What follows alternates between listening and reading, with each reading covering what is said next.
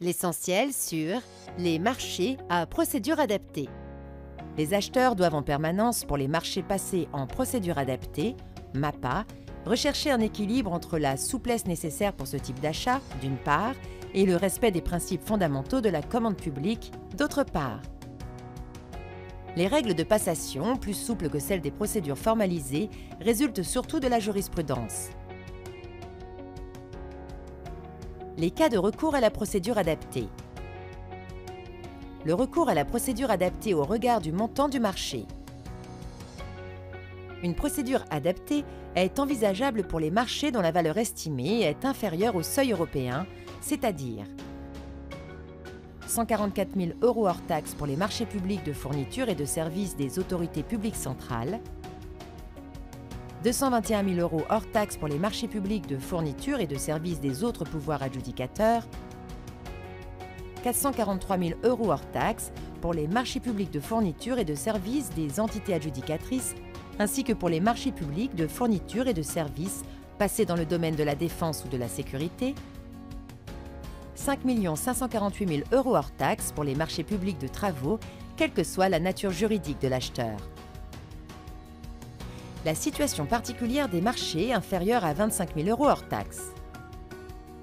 Il convient de préciser qu'à partir du moment où l'acheteur se trouve dans le cas de recours possible à un MAPA, en raison du montant du marché, la procédure va être encore plus allégée si le besoin est estimé à un montant de moins de 25 000 € hors taxes.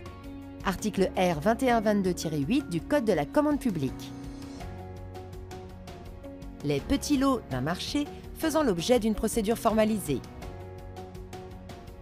L'acheteur peut recourir à une procédure adaptée pour passer un marché concernant un lot d'un marché à loti dont le montant total est égal ou supérieur au seuil de procédure formalisée et qui remplit les deux conditions cumulatives suivantes.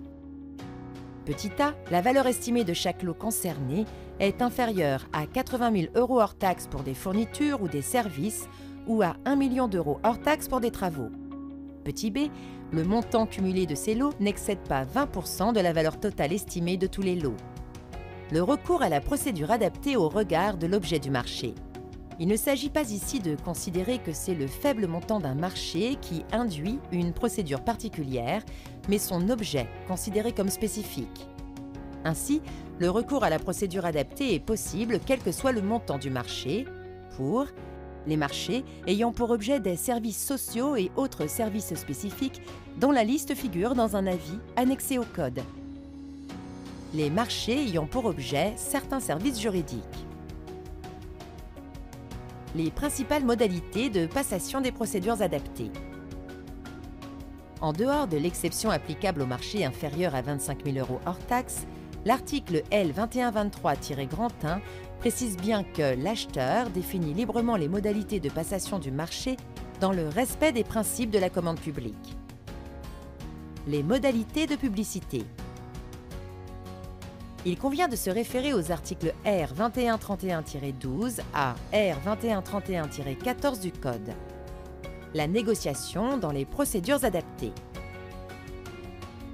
Considérée à juste titre comme un outil moderne et efficient de l'achat public, la négociation n'en reste pas moins un exercice périlleux sur le plan juridique.